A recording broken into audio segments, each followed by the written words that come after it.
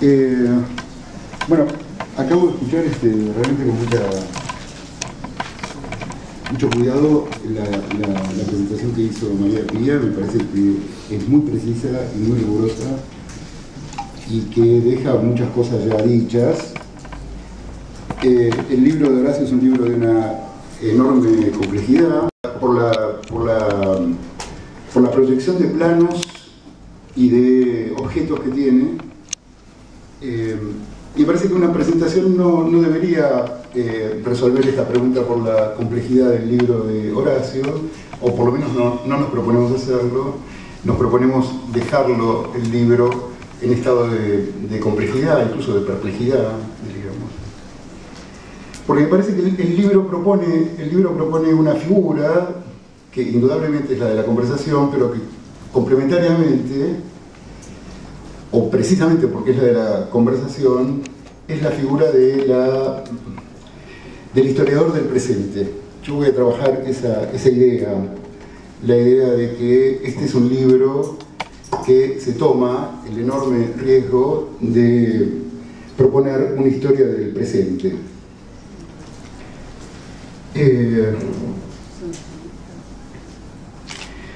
¿Cómo que presentar un libro, introducirlo, digamos, curiosamente tiene también esta misma palabra comprometida, es decir, presentar es en cierto modo hacer presente, además de introducir socialmente o protocolarmente, es un modo de hacer presente un texto.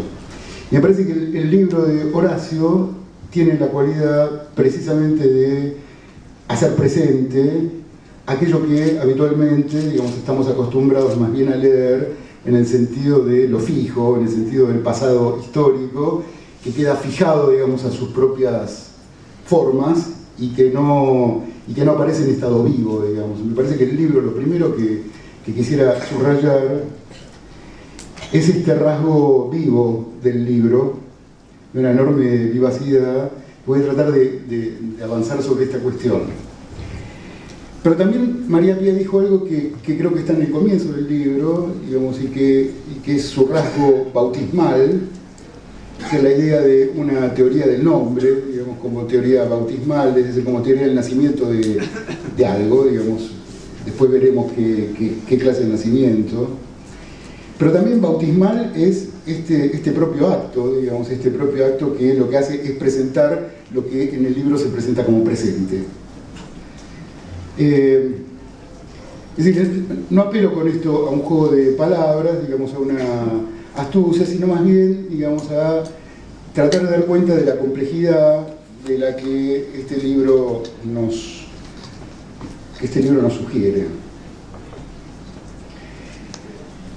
¿Qué quiere decir hacer presente, digamos, o cómo se establece una relación con el presente desde el punto de vista de la construcción de una narración, de un objeto, de un pensamiento?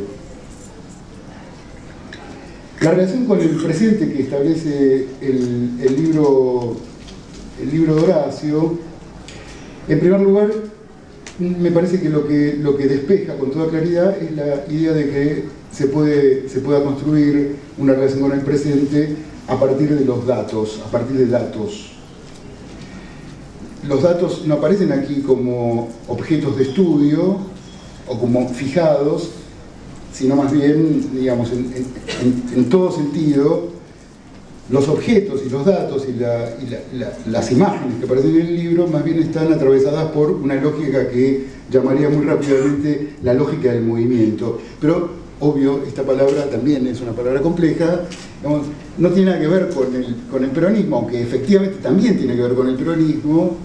Me parece que tiene que ver más bien con la idea de que se trata de escribir lo móvil, es decir, se trata de escribir aquello que está en estado de fluido, digamos, casi de líquido. Es decir, decía bien María Pía, el libro llega hasta ayer, podría incluso llegar hasta hoy, digamos. Es rara la propuesta de esta extensión, digamos, fluida del presente, digamos, y me parece que lo que quiero destacar es precisamente el rasgo móvil, ¿no? El movimiento. digamos, el movimiento también tiene una repercusión spinociana, me parece, en este caso, como la de la frase acerca de los cuerpos. Son cuerpos en movimiento, ¿no? De lo que se trata, me parece que es precisamente de esto.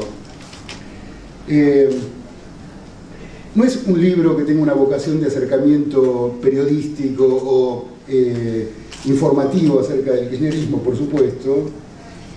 Nada de esto está en el libro de Horacio, sino que lo que rige el libro de Horacio es precisamente esa cualidad móvil del presente. Y cuando digo móvil del presente, lo que básicamente quiero referirme es a la idea de un ritmo. Me parece que el único modo posible, digamos, de pensar o de escribir el presente es cuando la lengua se encuentra bajo los efectos de un ritmo. ¿Por qué? Porque el ritmo lo que mide, digamos, no son las cifras fijas entre un tramo y otro tramo del tiempo, sino que lo que mide más bien es ese carácter móvil, irregular, ¿no? Dotado de un particular volumen, digamos. Me parece que esa idea, digamos, es la idea que rige fuertemente la posibilidad de presentar o de representar el tiempo presente. La otra cualidad que me parece que está allí, indudablemente, digamos, como permanentemente asomando, junto con este ritmo, es la idea de que este móvil es una materia fugitiva, digamos, se nos escapa en realidad. Es fugitiva, está permanentemente moviéndose, y en ese sentido no puede ser nunca fijada bajo una figura compacta u homogénea, bajo una figura de totalización, porque si fuera una figura compacta y homogénea, el presente habría perdido esta cualidad rítmica que tiene muy bien el libro de Horacio. Para que haya ritmo, para que haya una lengua, y digo esto, digamos, de manera completamente deliberada, para que haya una lengua poética que efectivamente dé cuenta del presente, digamos, tiene que haber ritmo, y para que haya ritmo, tiene que haber una materia no fijada, digamos. Si no, el ritmo se apaga. Quiero decir, el ritmo es la propiedad de los lenguajes vivos, ¿no? A esto me refiero cuando hablo de ritmo, y no la de los lenguajes establecidos, por así decir. Hay un ritmo entonces cuando la materia en cuestión remite a figuras de inestabilidad.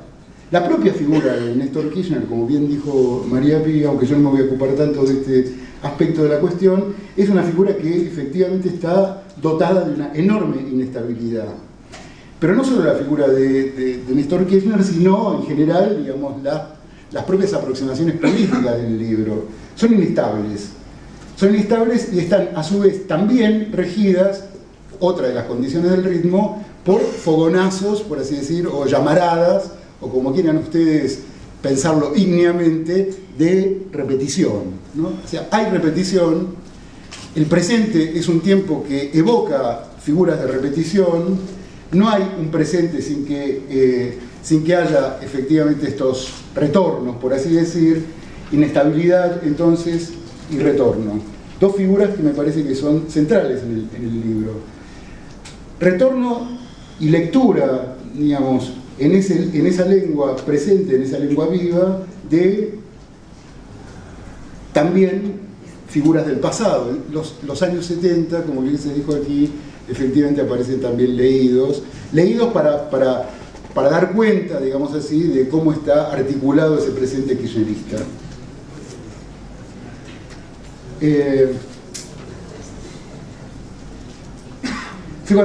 Cuando decimos entonces ritmo del libro, queremos decir no tanto una regularidad de tramos medibles o cifrables, sino todo lo contrario, digamos, más bien un ejercicio de lo discontinuo, por así decir, ¿no? Un ejercicio de lo que aparece de manera discontinua.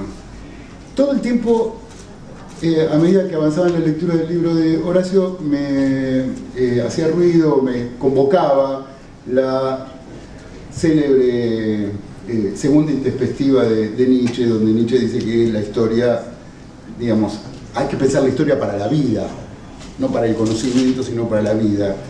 Y me parece que efectivamente en esa lógica habría que pensar este libro, habría que pensarlo como un libro que es el libro de un historiador que lo que se propone, digamos, a partir de lo que toma como objeto, es dar algunas respuestas de orden político, ético, para la vida práctica, por así decir, o para la vida práctica del presente.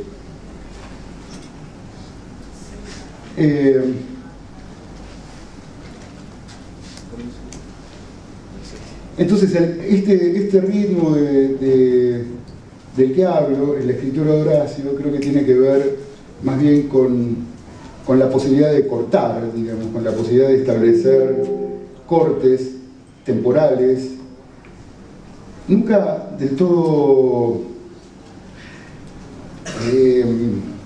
explícitamente armados en una secuencia cronológica. Hay secuencias cronológicas en el libro, pero también hay al interior del libro, digamos, lo que hay es permanentemente esta propia lógica de la repetición y del retorno. Se abandonan algunos objetos por momentos, después vuelven.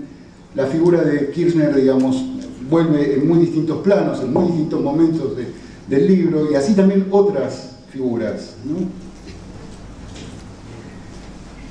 Pero la condición de ese movimiento, digamos, o de ese carácter móvil, es que me parece que tiene que estar, el historiador del presente tiene que estar requerido por una exigencia, que es la exigencia de una iluminación momentánea sobre los objetos que presenta, ¿no? O sea que hay una intensidad, que es una intensidad que viene a iluminar, por así decir, lo que en su momento presenta como objeto.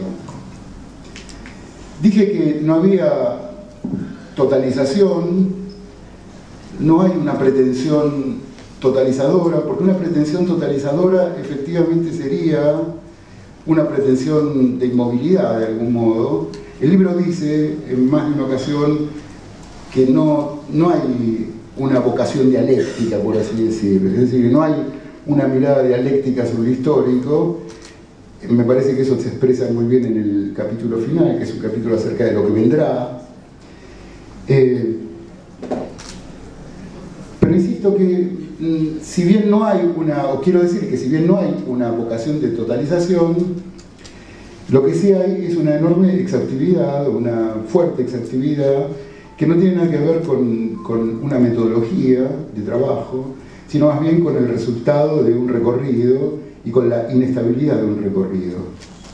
Kirchner, en cuanto figura histórica, implica entonces una reconstrucción muy delicada, desde los 70, como se dijo, pasando por preguntas muy difíciles acerca de la figura de Kirchner en el sur, en Santa Cruz, en la foto que evocó María Pía hace un momento, en la gobernación, en Calafate, en la presidencia, etc. Imágenes recortadas y una fuertísima presencia en todos los casos, en todos los capítulos, de textos y voces, porque en el movimiento de esos recortes que va organizando el libro hay siempre voces de otros, estableciendo como diálogos. Se dijo, hay un largo capítulo acerca de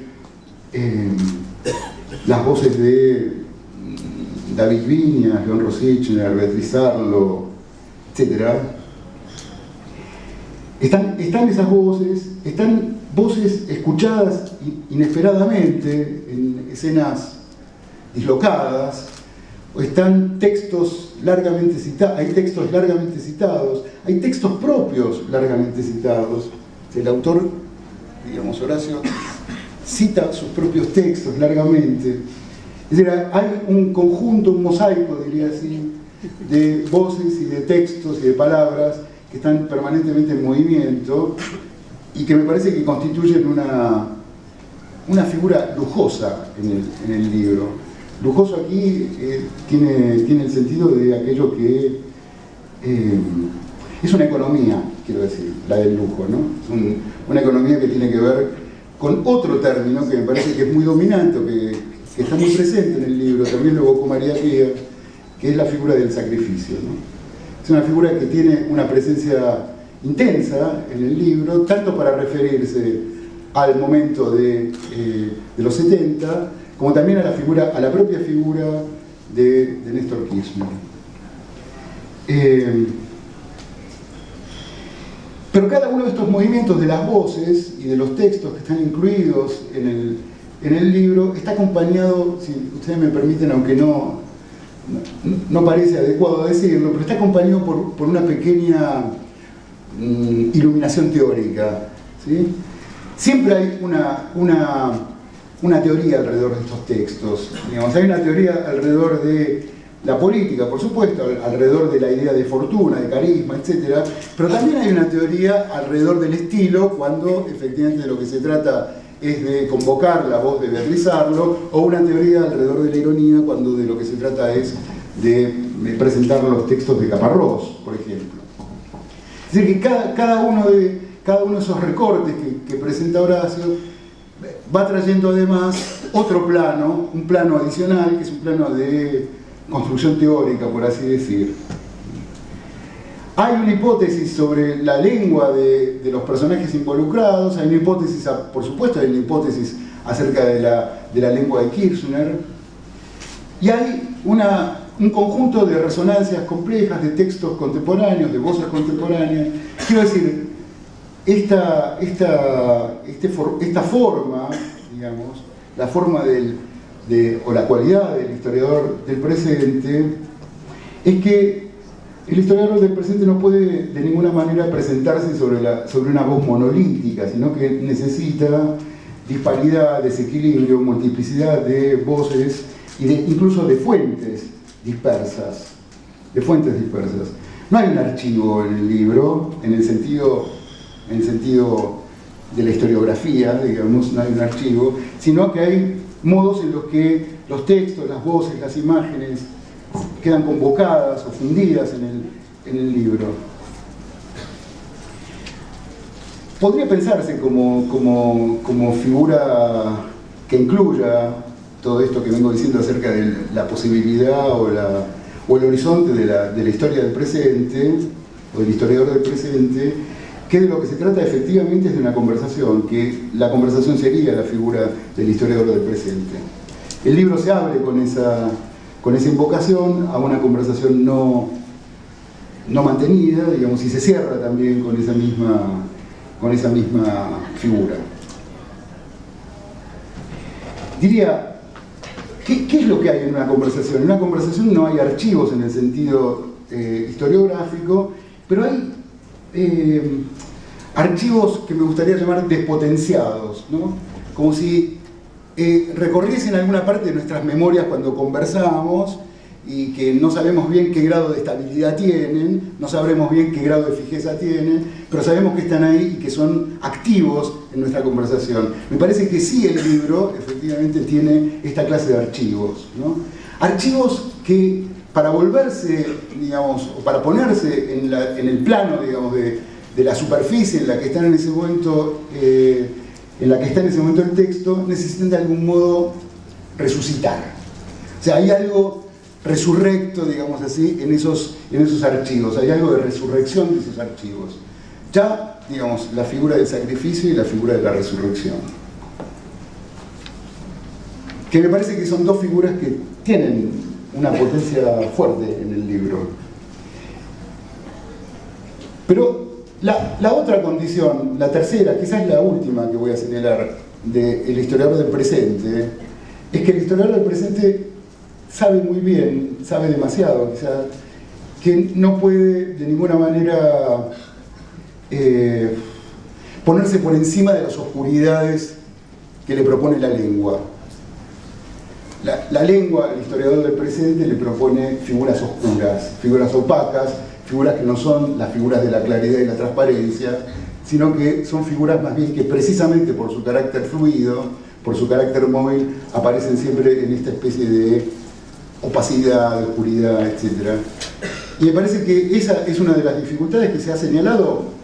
Digamos, todos de algún modo las hemos escuchado alguna vez, las dificultades que se han señalado alrededor de la prosa de Horacio González, que tienen que ver precisamente con la dificultad o con la oscuridad. Y yo pienso que la oscuridad de la prosa de Horacio tiene este valor, que es el valor de aceptar la oscuridad que la lengua le propone al historiador del presente. O sea, no hay posibilidad de ser historiador del presente con una lengua transparente. Esta es mi conjetura, mi hipótesis. Sí, es ese momento, digamos, del libro en el que esto se teoriza, es el momento que antes evocaba muy bien María Pía, es el momento en el que aparece la figura del mito, digamos, figura recurrente también en la obra de Horacio. Es el momento en el que la lengua de algún modo queda reclamada por la figura del mito, digamos, y la lengua misma tiene la propia, por así decir, materia, si ustedes quieren, opaca, oscura, ¿no? Del mito.